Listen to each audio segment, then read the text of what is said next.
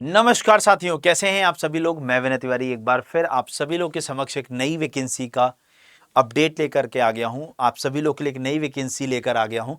उसकी डिटेल्स को हम यहां डिस्कस करेंगे। यहां पर काफ़ी सारी पोस्ट पर वैकेंसी निकाली गई है। जब हम बात करते हैं एम्स की, तो एम्स के अंदर बहुत सारे डिपार्टमेंट में बहुत सारी वैकेंसी निकाली गई है और केवल एक एम्स की कहानी नहीं है। ये लगभग सारे एम्स को मिला करके एक सेंट्रलाइज, जैसे कहते हैं ना, सेंट्रलाइज्ड वैकेंसी, सेंट्रलाइज्ड नोटिफिकेशन निकाला गया है।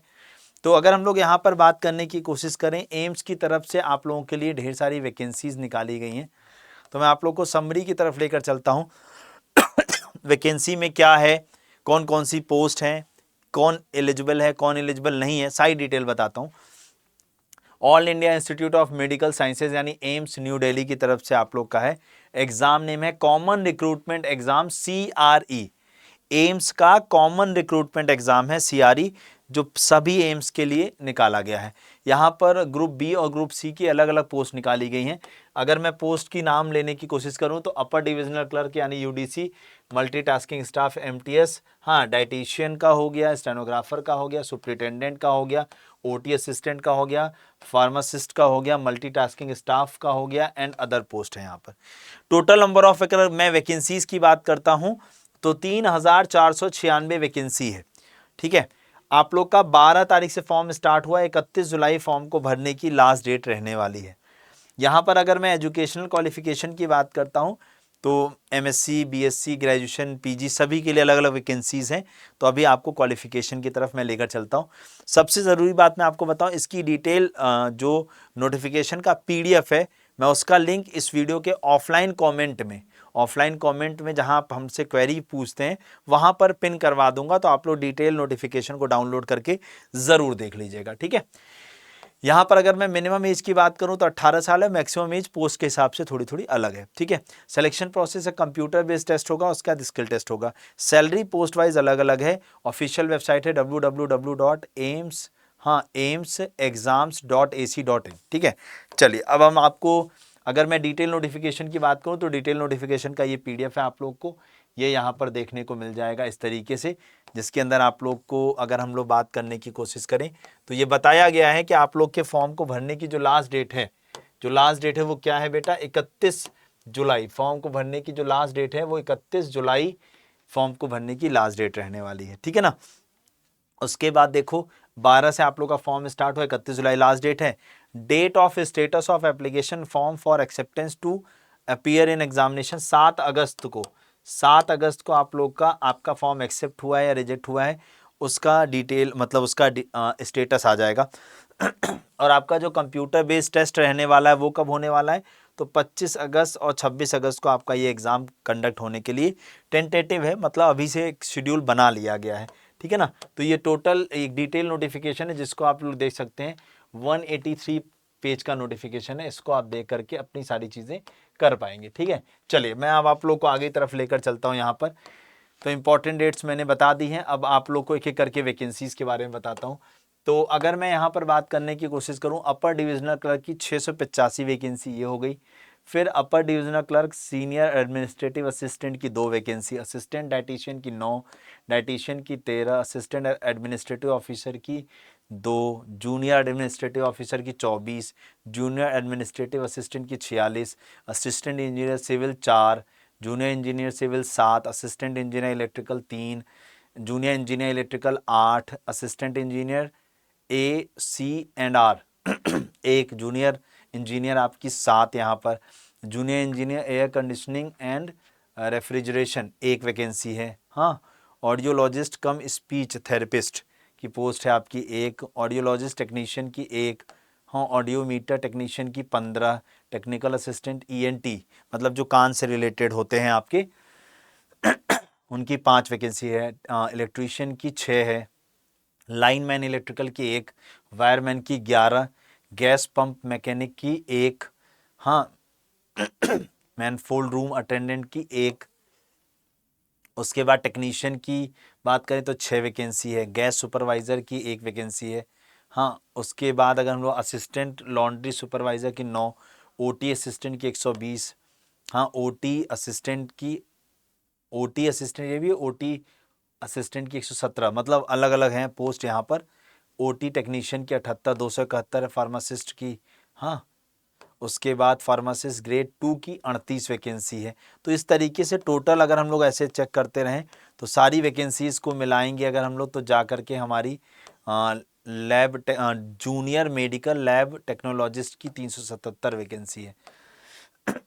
इस तरीके से अगर हम लोग टोटल करेंगे अलग अलग वैकेंसीज़ को देखते हुए तो हमारी 3400, देख रहे हो। स्टेनोग्राफर की भी वैकेंसी है, स्टेनोग्राफर की 202 वैकेंसी है यहाँ पर देखो। हाँ, फिर उसके बाद स्टेनोग्राफर ग्रेड 2 की 15 वैकेंसी है, नर्स की भी वैकेंसी है। हाँ, उसके बाद अगर हम लोग यहाँ पर देखें और तो कंप्यूटर डेटा प्रोसेसर की वैकेंसी है। चलिए, इस तरीके से टोटल आपकी जो 3400 कुछ वैकेंसी की बात कही गई है, इस तरीके से वैकेंसीज निकाली गई हैं। तो आप लोग को करना क्या है, इसका जो डिटेल नोटिफिकेशन उसमें आप जिस पोस्ट के लिए एलिजिबल हों उसकी डिटेल आपको देखनी पड़ेगी, क्योंकि बहुत फॉर्म में बहुत सारी वैकेंसीज हैं आप लोग की अगर मैं बात करूं। ठीक है, फॉर्म का लिंक एक्टिवेट हो चुका है। फॉर्म फीस की जब मैं बात करता हूं यहां पर देखो, कैंडिडेट आर रिक्वायर्ड टू पे अ प्रिस्क्राइब्ड एप्लीकेशन फी। आपको इतनी फी पे करनी पड़ेगी, कितनी वो देख लो।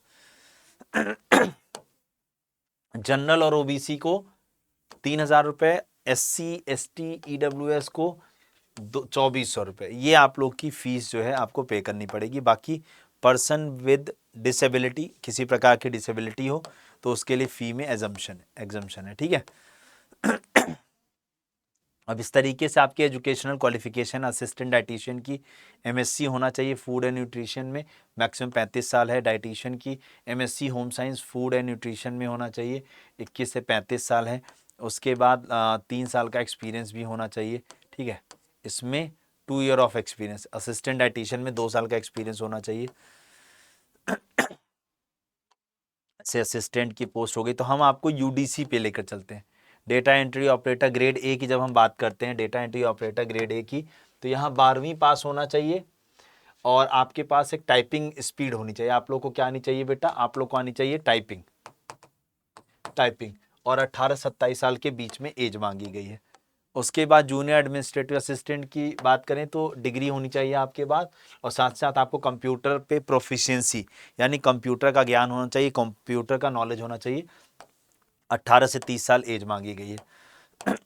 जब मैं बात करता हूँ LDC की, लोअर डिविजनल क्लर्क की, तो 12th पास मांगा गया है और साथ ही साथ आपको टाइपिंग आनी चाहिए। साथ ही साथ आपको क्या आनी चाहिए, टाइपिंग आनी चाहिए। 18 से 30 साल एज मांगी गई है। उसके बाद हम बात करते हैं सीनियर एडमिनिस्ट्रेटिव असिस्टेंट की, अपर डिविजनल क्लर्क की, तो डिग्री होनी चाहिए आपके पास। साथ ही साथ आपको कंप्यूटर में प्रोफिशिएंसी होनी चाहिए। प्रोफिशिएंसी का मतलब ये कतई नहीं होता है कि कंप्यूटर में सर्टिफिकेट होना चाहिए। ठीक है, उसके बाद आप लोग का टाइपिंग आनी चाहिए। 21 से 30 साल यहाँ पर एज मांगी गई है। ठीक है, और मैं देख लेता हूँ कोई ऐसी पोस्ट जिसके ऊपर MTS वाली ना, MTS की पोस्ट पे और देख लेते हैं। उसके बाद बाकी पोस्ट के लिए आप लोग इस वीडियो को मतलब ऑफलाइन कमेंट करके पूछिएगा, मैं आपको वो बता दूंगा। बाकी डिटेल PDF में लगा दूंगा जिससे आप लोग इसको देख सकें। ठीक है, चलिए MTS की जब मैं बात करता हूँ तो MTS में 18 से 30 साल एज मांगी गई है। आपने अगर 10वीं का एग्जाम पास कर रखा है तो आप इसको भर सकते हैं। Certificate course in hospital services conducted by recognised organisation such as ST John's ambulance. हाँ, experience of having work in a hospital, मतलब अगर आपको हॉस्पिटल में काम करने का एक्सपीरियंस है तो आपको यहाँ पर एक तरीके से बेनिफिट मिल जाएगा MTS वाले बच्चों। ठीक है, 18 से 30 साल यहाँ भी एज मांगी गई है आपकी। ठीक है, उसके बाद अगर मैं बात करने की कोशिश करूं तो स्टेनोग्राफर की जब मैं बात करता हूं, जूनियर स्केल स्टेनो हिंदी, तो 12th पास मांगा गया है और आप लोग को शॉर्ट हैंड आनी चाहिए। शॉर्ट हैंड आनी चाहिए हिंदी में। 21 से 30 साल आपकी एज मांगी गई है। पर्सनल असिस्टेंट PA की जब हम बात करते हैं, PA की पोस्ट पर आप लोग का अगर हम लोग बात करें तो आपके पास डिग्री होनी चाहिए। साथ ही साथ आप लोग को शॉर्ट हैंड आना चाहिए, जिसमें 10 मिनट का जो डिक्टेशन होगा वो @ 100 वर्ड पर मिनट की स्पीड से होगा, और ट्रांसक्रिप्शन टाइम 40 मिनट मिलेगा इंग्लिश में, 55 मिनट मिलेगा हिंदी में। ठीक है ना। Diploma certificate in secretarial practice for a recognized institute. हाँ, 18 से 30 साल एज मांगी गई है। इस तरीके से आप लोग यहाँ पर फॉर्म को भरोगे। उसके अलावा ओबीसी को 3 साल का जो एज रिलैक्सेशन मिलता है वो सभी में मिलेगा। SC/ST में जो 5 साल का एज रिलैक्सेशन मिलता है वो भी सभी पोस्ट के ऊपर मिलेगा। उसके बाद जब हम लोग बात करते हैं एग्ज़ाम पैटर्न की, तो एग्ज़ाम पैटर्न में एक आप लोग का ऑनलाइन एग्ज़ाम होना है, ठीक है। उसके बाद कुछ पोस्ट पर स्किल टेस्ट होना है, कुछ पोस्ट पर स्किल टेस्ट नहीं होना है। तो यहाँ पर अगर हम लोग देखें तो क्या है एग्ज़ाम का पैटर्न वो समझ लो। तो general knowledge and general aptitude, knowledge of computer 25 question आएगा 100 नंबर का, और डोमेन ऑफ रिस्पेक्टिव ग्रुप, यानी आपने जिस भी फील्ड में पढ़ाई कर रखी होगी उस डोमेन से आपके क्वेश्चंस पूछे जाएंगे। वहां पर आपके 75 क्वेश्चन होगा 300 नंबर का, यानी 100 क्वेश्चन 400 नंबर का आपका पूछा जाएगा। 90 मिनट का आपको यहाँ पर क्या मिलने वाला है बेटा, पूरा का पूरा समय मिलने वाला है। और यहाँ पर अगर हम लोग देखें नेगेटिव मार्किंग आप लोग की 1/4 मार्क्स की है। तो इस तरीके से आप लोग का जो पैटर्न है, जो फॉर्म है वो निकाला गया है आप लोग का AIIMS CRE common recruitment examination. ये सभी एम्स की बात इसमें की गई है। मैं अगर आप लोग को इसके जो डिटेल नोटिफिकेशन है अगर मैं उस पर लेकर चलूँ, जो नोटिफिकेशन मैंने बताया, ये जो नोटिफिकेशन PDF है, इसमें जब आप पहुँचोगे तो इसमें हर पेज पर बताया गया कि किस पेज पर हम किसकी बात कर रहे हैं। तो देखो, list of participating AIIMS and central government institute bodies for common recruitment exam. तो हाँ, सारे एम्स भटिंडा, भोपाल, बिलासपुर, एम्स हाँ देवघर, हाँ AIIMS Gorakhpur, AIIMS Jammu, AIIMS Jodhpur, हाँ, तो सारे के सारे एम्स जो हैं इसमें देखो पार्टिसिपेट कर रहे हैं। पटना भी है, राजकोट भी है, उसके अलावा कई और गवर्नमेंट हॉस्पिटल्स भी इसमें हैं आप लोगों के। तो फीस थोड़ी ज़्यादा है, ठीक है ना, फीस ज़्यादा है। एक्स सर्विस मैन नहीं, फिजिकली चैलेंज कैंडिडेट के लिए फी एग्जाम्पशन बोला गया है, बाकी सबके लिए फॉर्म फीस है, ठीक है। तो ये जो PDF है ये मैं यहाँ लगवा दूंगा आप लोग के ऑफलाइन कमेंट में, जिससे आप लोग इसको एक बार देख लें और आप लोग इस फॉर्म को अवश्य भरिएगा बेटा। ऑफलाइन कमेंट करके आपकी जो क्वेरी हो एक बार पूछ लीजिएगा, जिससे मैं 1-2 वीडियोज़ के माध्यम से आप लोग की उन क्वेरीज को शॉर्ट कर सकूँगा।